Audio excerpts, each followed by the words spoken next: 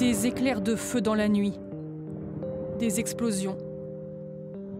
Ce sont ces bruits sourds d'un autre temps qui ont réveillé les Ukrainiens.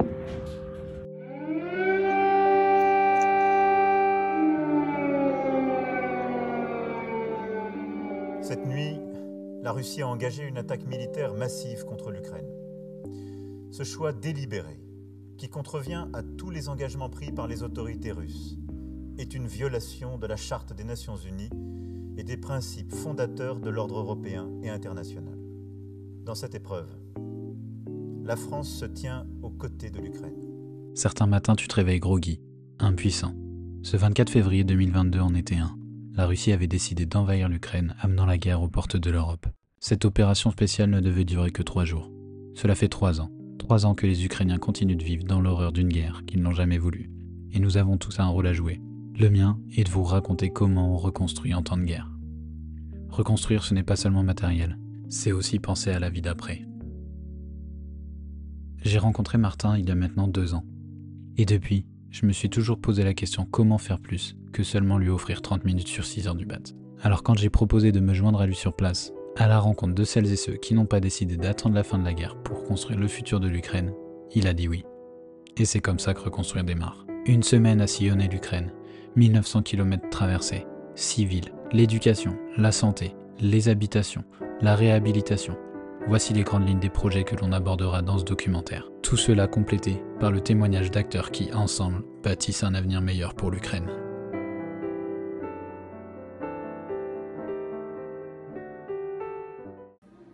« 28 octobre 2024, 4h20, départ pour Odessa.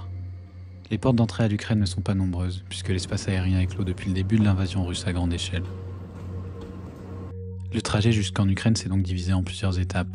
D'abord l'avion jusqu'à Chisinau en Moldavie, puis là-bas, un car me permettra de rejoindre Primoz Market à Odessa. C'est à partir de ce moment-là que j'ai commencé à prendre conscience de certaines choses. Ce trajet en car, je l'ai partagé avec des Ukrainiens qui rentraient au pays après quelques jours loin de la guerre. Des femmes, des enfants, des personnes âgées. Mais en regardant autour de moi, j'ai vite compris. J'ai compris que des hommes de mon âge, je n'en croiserais pas parmi les passagers. Entre 18 et 60 ans, il est interdit aux hommes ukrainiens de quitter le territoire, sauf cas particulier. On traversera la frontière entre Moldavie et Ukraine à Palanka. C'est aussi le moment où l'on quitte l'espace Schengen. C'était plutôt fluide ce jour-là. Car selon l'affluence à la frontière, le temps d'attente peut atteindre 2 à 3 heures. Après 13 heures de voyage, me voilà enfin à Odessa. La vie suit son cours. Depuis 3 ans, le quotidien des Ukrainiens oscille entre 2 réalités. La vie qui continue globalement malgré tout, et la guerre qui vient te rappeler aussi qu'elle est toujours là. J'allais m'endormir quand celle-ci s'est présentée à moi, comme ceci. Attention, air raid alert. Proceed to the nearest shelter. Voilà à quoi ressemble une nuit lorsque le pays voisin instaure son chaos. Le reste de la nuit fut assez tranquille.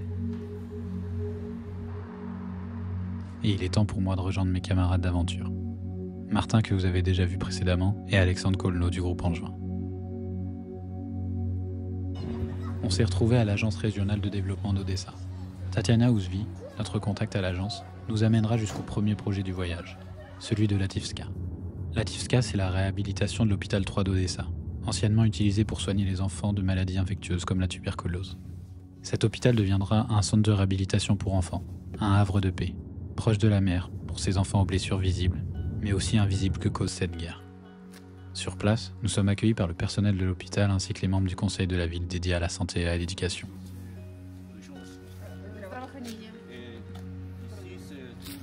On comprend vite les enjeux du projet de Lativska, mêler éducation et santé au sein d'un espace de 3,7 hectares. Un lieu de répit, de soins, d'apprentissage et d'épanouissement, pour ces enfants méritant une chance égale d'intégration sociale.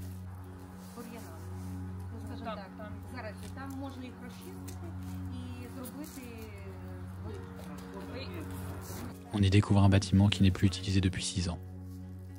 Le chantier est immense, mais il est prioritaire. Les infrastructures actuelles de la ville ne permettant plus d'accueillir l'ensemble des enfants victimes du conflit, notamment des populations déplacées de l'Est dans de telles conditions. Les discussions sur les projets en cours à Odessa et les projets futurs se prolongeront en compagnie du maire d'Odessa, Gennady Trukhanov, Et à la fin de cette réunion, il y a une question que je voulais lui poser. Cette question, elle est au cœur du projet Reconstruire. Pourquoi est-il essentiel de reconstruire sans attendre une date de fin du conflit? Et voici sa réponse. Ви знаєте, ми, по-перше, ми впевнені в нашій перемозі і те, що війна закінчиться. Тому ми бачимо, що зробив ворог, і сьогодні вже готуємося для того, щоб робити все, щоб повернутися до мирного життя. Тому сьогодні ми, Україна, завдяки нашому президенту, завдяки першій леді, шукаємо партнерів тих і друзів, які зможуть нам як може швидше повернутися до мирного життя. Сьогодні це багато напрямків. Це і ми сьогодні обговорювали питання культурної спадщини. Сьогодні це питання і інфраструктурне, відновлення інфраструктури. Сьогодні це питання реабілітації наших воїнів. Сьогодні питання турботи про дитинство, про наших дітей. І я дуже вдячний, що сьогодні ми маємо змогу зустрітись, обговорити це питання і нашу подальшу співпрацю. Notre temps à Odessa est déjà terminé. Il s'achève près du port, en haut de l'escalier du Potemkin, et de la statue du duc de Richelieu, sous cette bâche verte et ses sacs de sable. J'aurais aimé vous montrer plus de la beauté de cette ville, la perle de la mer Noire. Mais nous sommes attendus plus au nord, à Ouman.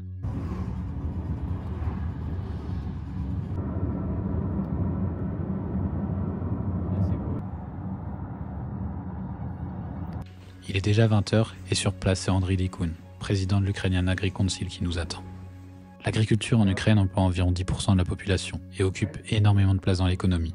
Mais dans un contexte de guerre, et avec une majorité des hommes partis au front, il est crucial de continuer à former des jeunes Ukrainiens aux métiers agricoles. C'est ce qu'essaye de nous expliquer Andriy. Les jeunes Ukrainiens, faute d'infrastructures pouvant les recevoir, sont partis étudier à l'étranger. Mais est-ce qu'ils vont revenir lorsque la guerre sera terminée? Ça, on ne le sait pas.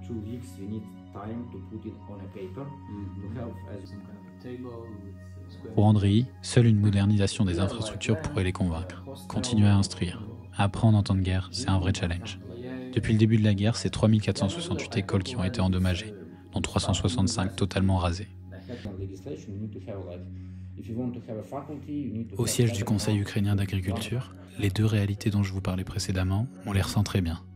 Il suffit juste de regarder ce qui décore un peu les pièces, que ce soit dans la salle de réunion là où on a échangé avec Andriy, ou autour des bureaux. Une multitude de lanceurs. Et il y a aussi ce débris de drones iraniens, tirés par centaines chaque soir par les Russes en direction de l'Ukraine. Andriy nous explique aussi comment ils ont réussi tant bien que mal à maintenir un système d'éducation pour les jeunes Ukrainiens qui aspirent à des métiers agricoles. Je ne pouvais pas vous montrer à quoi ressemble le quotidien d'étudiants ici si je ne passais pas évidemment au sous-sol, dans un shelter, obligatoire pour recevoir les étudiants en présentiel. Cette vie souterraine devenue quotidienne pour ces étudiants, ces enfants, ces jeunes, tous les établissements n'en ont pas, et c'est aussi ça à reconstruire. C'est malheureusement devoir adapter les usages des bâtiments à un contexte de guerre. Il faut tout penser, jusqu'à l'évacuation en cas de bombardement, par cette trappe dehors. Demain, direction une autre ville ukrainienne, Tcherkassy. Nos journées sont denses, les trajets aussi, mais je ne compte plus les fois où, à travers les paysages d'automne ukrainiens, je me suis mis à croire à cet avenir meilleur, moi aussi. Tcherkassy est assurément la journée la plus chargée de notre périple. Elle démarrera à la mairie de Tcherkassy,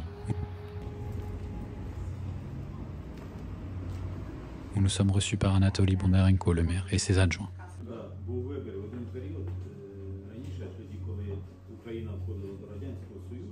Prendre part à ce type de réunion était assez déroutant à vrai dire, mais tellement précieux. Appréhender les enjeux de chaque ville, jauger le degré d'avancement de chaque projet. Et quelquefois, ces réunions donnent lieu à des moments un peu hors du temps. Quand à la fin de cette grande tablée, Anatoly Bondarenko offrit ce tableau à Martin. Ce genre de moment suspendu qui marque encore un contraste saisissant avec la suite de la journée. Direction une première école. On en visitera 3 ce jour-là. Voir ces enfants dehors, jouant ensemble, oubliant quelque temps le bruit des alertes, les salles de classe souterraines et les différents traumatismes causés par ces 3 ans d'invasion russe, sont pour moi l'argument numéro 1 de pourquoi il est essentiel de penser à la reconstruction avant même la fin de la guerre. Car l'avenir c'est eux et il se doit d'être meilleur. Mais pour le moment, continuons de construire ces écoles souterraines.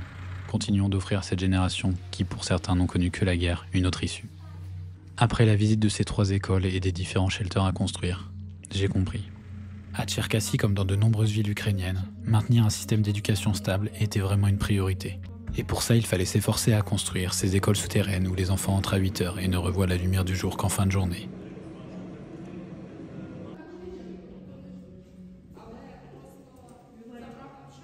En parlant d'avenir, certains n'ont pas d'autre choix que de reconstruire leur vie. Ils sont anciens soldats, victimes civiles, se retrouvant chaque semaine ici, dans ce centre sportif.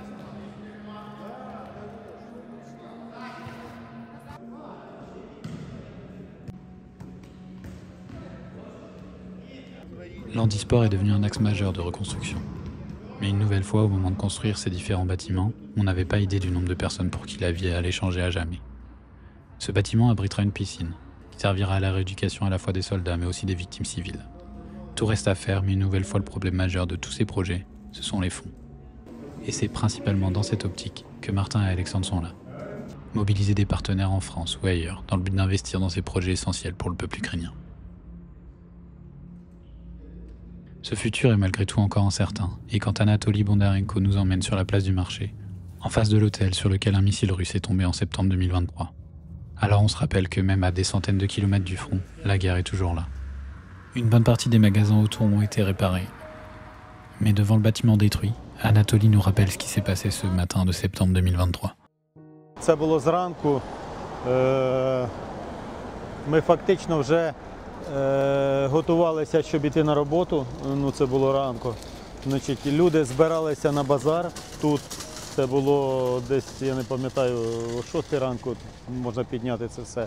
І я недалеко тут живу, десь 3 квартали. Я почув вибух.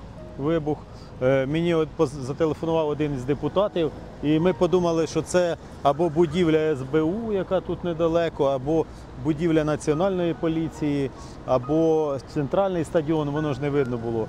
Але коли я приїхав сюди, я ужаснувся, тому що це центральний продуктовий ринок.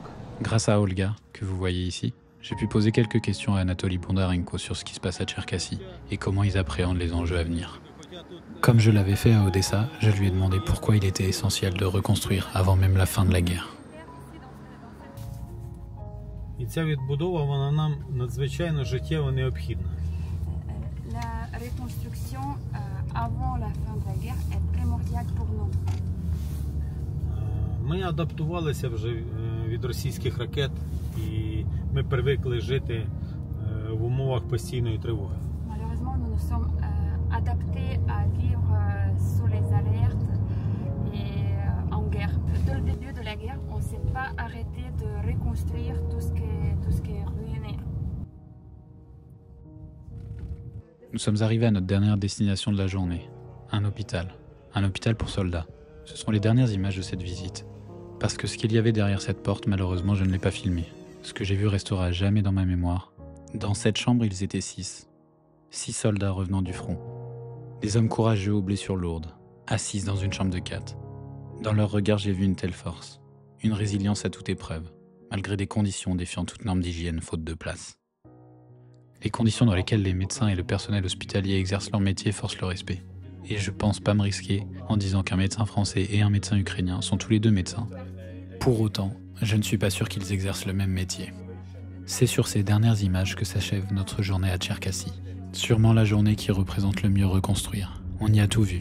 Hôpitaux, écoles, bâtiments détruits. Notre prochaine étape, ce sera Kiev. Alors nous remontons le Dnipr jusqu'à la capitale ukrainienne.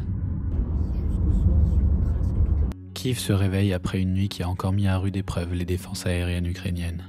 Cette nuit du 30 au 31 octobre, c'est 72 drones qui ont été abattus par les défenses ukrainiennes.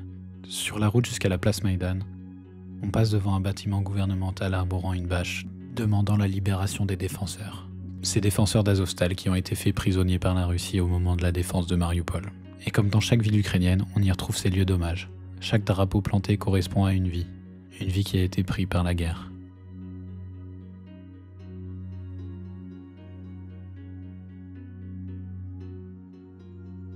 De Maïdan à la basilique Sainte-Sophie, les lieux où on rend hommage aux défenseurs ukrainiens sont nombreux. Sur le parvis de la basilique Sainte-Sophie aussi, il y a ces lieux d'hommage. Parmi ceux qui ont payé un lourd tribut pour la défense de l'Ukraine, il y avait Alexander. Il avait mon âge. À quelques pas de la basilique Sainte-Sophie, il y a l'esplanade Saint-Michel, au pied de la statue d'Olga de Kiev, première femme dirigeante de Kiev en 945. Symboliquement, elle aussi est prête à défendre l'Ukraine avec son gilet pare-balles. Tout autour de l'esplanade, on y retrouve des chars, des blindés, des véhicules russes qui ont été détruits lors de différentes batailles.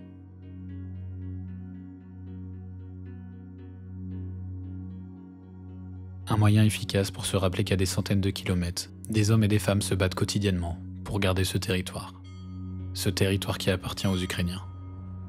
Et lorsque les cloches de la cathédrale Saint-Michel retentissent, il est temps pour moi de rejoindre d'autres héros, ceux du DSNS, le service d'urgence ukrainien. Sur place, on y retrouve Alexandre et Alina, de Gers, une entreprise de construction ukrainienne. Ce sera l'occasion d'évoquer ensemble le centre de réhabilitation dédié au personnel du DSNS, car ils sont eux aussi en première ligne lors des différentes missions de sauvetage.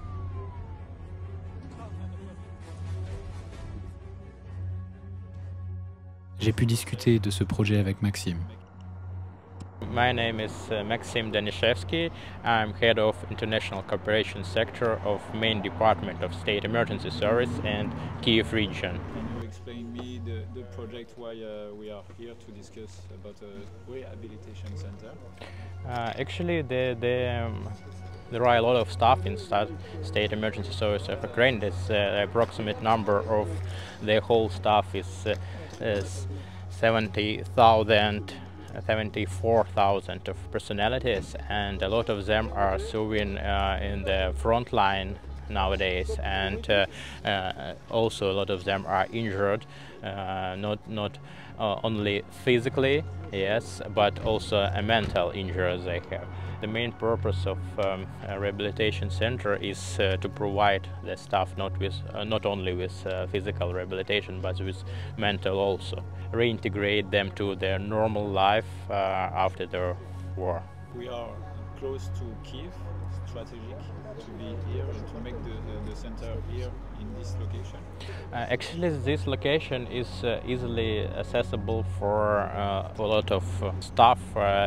This is spread all over Ukraine, and this city is located on the highway to the Kharkiv, to Dnipro, and other centers of regional centers, so it will be easily to access for a lot of staff that's serving there.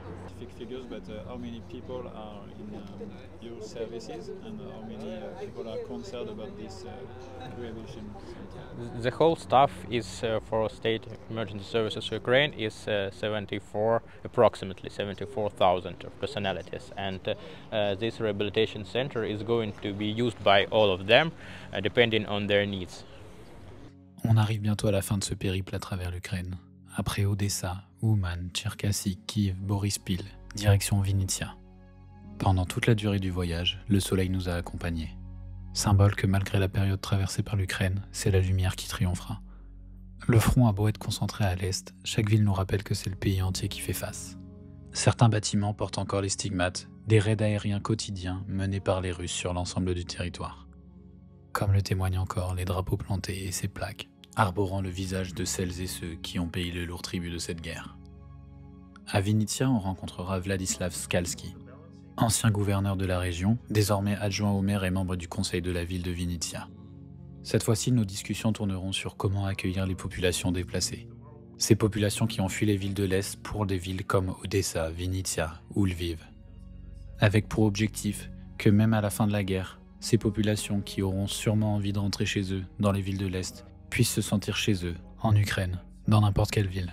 70 000 personnes se sont déplacées jusqu'à Vinnytsia depuis le début du conflit.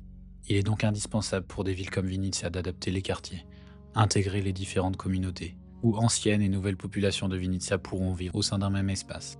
On a visité l'un de ces quartiers. On y retrouve des logements, un parc, de jolis chemins végétalisés où on s'y sent bien, des jeux pour enfants, ces enfants que l'on distingue au loin, crier, sourire, rigoler. Ça fait toujours quelque chose. Une vie de quartier, des commerces, tout ce qu'il faut pour retrouver un semblant de vie normale pour ces familles qui cherchent à se reconstruire. Pour autant, sans date de fin de conflit, Vinnytsia se prépare à accueillir de nouveaux arrivants. Continue d'adapter et de redonner vie à ces bâtiments datant pour certains de la fin de l'URSS.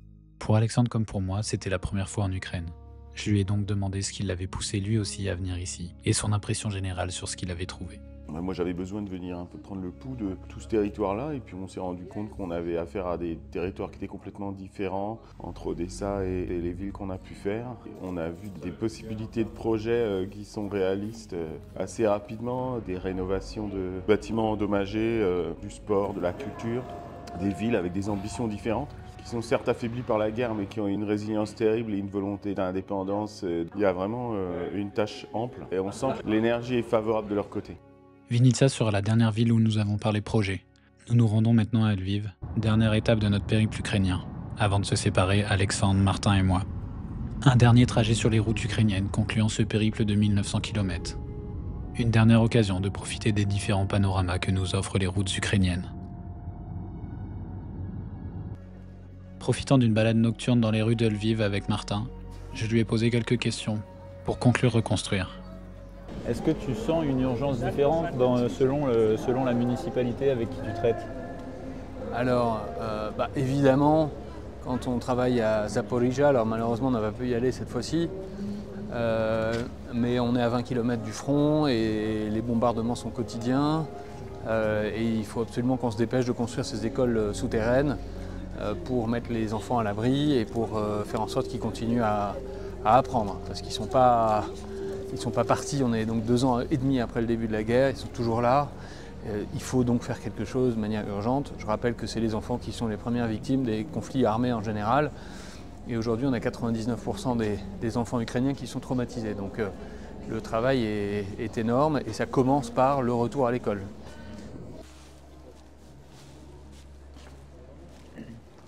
Le documentaire, il s'appelle Reconstruire, mais reconstruire, c'est pas forcément que sur du bâtiment détruit. Reconstruire, c'est aussi penser à réparer, à refaire et à penser le futur des bâtiments. Les sujets principaux qu'on a vus cette semaine, c'est d'abord tout ce qui est éducation, bien sûr, et hôpitaux. Moi, j'ai en tête l'hôpital qu'on a vu à Cherkassy. Est-ce que c'est des projets qui deviennent prioritaires même dans des villes pas touchées, tu vois, par le conflit direct, quoi? Déjà, je pense qu'il faut voir l'architecture ou le bâtiment en général, non pas comme une finalité, mais vraiment comme le cadre du possible ou de la recovery, comme on dit, de la réparation possible, à la fois des hommes, des corps, des âmes, et puis aussi en effet des villes. On a vu Cherkassy, mais c'est la même chose à Odessa. On a parlé avec le maire de l'hôpital pour enfants, qu'il faut absolument restructurer. Ici même, on travaille nous sur le site Unbroken, qui est vraiment un site pilote pour l'Ukraine, où il y a à la fois de la prise en compte de malades dans toutes les disciplines, de réhabilitation pour les militaires, de réhabilitation pour les civils, mais aussi de production de prothèses. Donc il y a un grand centre de R&D qui a été mis en place et de production sur les prothèses nouvelle génération. Il ne se passe pas normalement un jour quand on se balade dans les grandes villes ukrainiennes sans voir des gens avec des prothèses. Voilà, donc c'est ça, encore une fois, l'urgence et le focus qu'il faut mettre en place dès aujourd'hui. Aujourd'hui, il y a entre 6 et 8 millions d'Ukrainiens qui sont partis, donc sur 42 millions.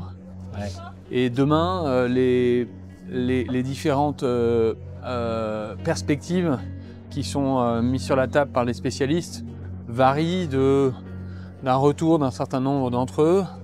Donc on reviendrait à 38 millions, peut-être 39, jusque 20 millions pour la fourchette la plus basse. Et en effet, si on est 20 millions, ici on va avoir du mal à reconstruire. Et déjà aujourd'hui, je peux vous assurer que quand on conduisait un chantier, c'est très compliqué de trouver les hommes et les femmes pour le faire.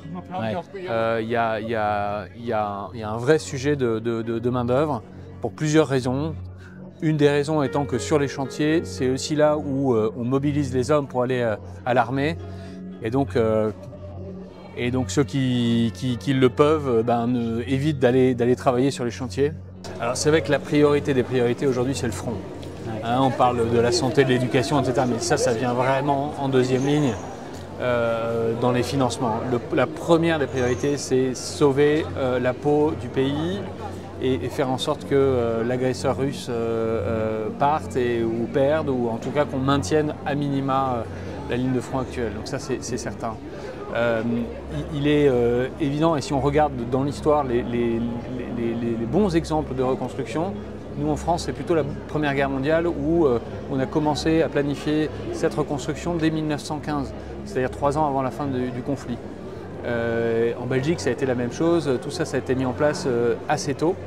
Et on est un peu dans une configuration similaire, c'est-à-dire qu'on a une partie ici du pays qui est sous occupation, la ligne de front est dans le pays, beaucoup de villes sont bombardées, mais on a quand même la possibilité de planifier. En Deuxième Guerre mondiale, chez nous, c'était très différent. Et on voit bien ici aussi, quand les soviets ont reconstruit, ils ont fait du copier-coller de A à Z et la tabula rasa sur à peu près toutes les villes. Donc il est très important de sensibiliser les acteurs locaux sur le fait qu'il va falloir muscler leur gouvernance, muscler leur capacité à faire et aller chercher aussi des fonds pour pouvoir bien faire, et puis à mettre en place les acteurs de la nouvelle économie de la construction, c'est-à-dire économie locale, décarbonée, économe en ressources, économe aussi en ressources humaines. Et c'est pour ça que nous on a lancé une grande initiative nationale sur la frugalité bâtie de l'Ukraine, en repérant à la fois les ressources naturelles, les ressources bio-géosourcées, à la fois les acteurs qui peuvent mettre en place ces nouvelles techniques constructives. Voilà, donc ça se fait maintenant, parce qu'une fois que le Peace Agreement, l'armistice sera signé, on va voir des trains entiers d'Algeco débarquer, de choses qui seront importées, si jamais on n'a pas mis en route en effet les acteurs locaux ici. Et puis deuxièmement, la planification, ça prend toujours beaucoup de temps. Et là encore, quand on regarde dans les Balkans, où la reconstruction s'est faite en urgence, sans planification, eh bien c'est terrible, c'est-à-dire qu'on reconstruit des logements, mais on ne reconstruit pas l'économie derrière. Et donc on se retrouve avec des villes qui n'ont pas d'économie, et des villes qui sont dans la pauvreté, et qui sont incapables de se relancer finalement. Il faut faire en sorte que toutes les régions et toutes les métropoles et toutes les villes arrivent à monter en compétences petit à petit, et c'est là-dessus que chaque projet qu'on fait, nous on essaie de faire en sorte que ce soit des projets qui soient réplicables, des projets pilotes dont la méthode, dans l'approche, qui puisse être répliquée à l'ensemble du pays. Ben écoute, merci Martin déjà de m'avoir invité à partager cette aventure aussi, à avoir fait de reconstruire une aventure collective comme tu dis. Et puis exactement. On se bat pour la liberté et pour la démocratie et pour les valeurs européennes. Et Slava Ukraini. Je profite de mes dernières heures sur le territoire ukrainien avant de rentrer en France, histoire de compléter mes souvenirs de cette aventure.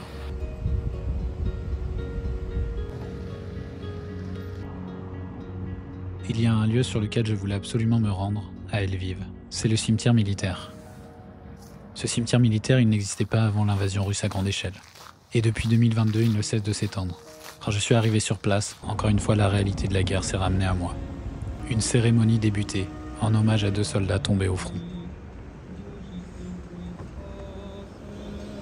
C'est aussi pour ça qu'il faut se poser sur les enjeux de la reconstruction dès maintenant, afin que toutes ces vies gâchées, ces familles endeuillées, ces victimes, soldats et civils, ne soient pas mortes en vain, et que l'on puisse construire un avenir meilleur pour le peuple ukrainien. À la fin de cette cérémonie, j'ai voulu voir le profil des soldats que l'on honorait ce jour. L'un d'eux avait mon âge. C'est aussi grâce à son dévouement que reconstruire existe.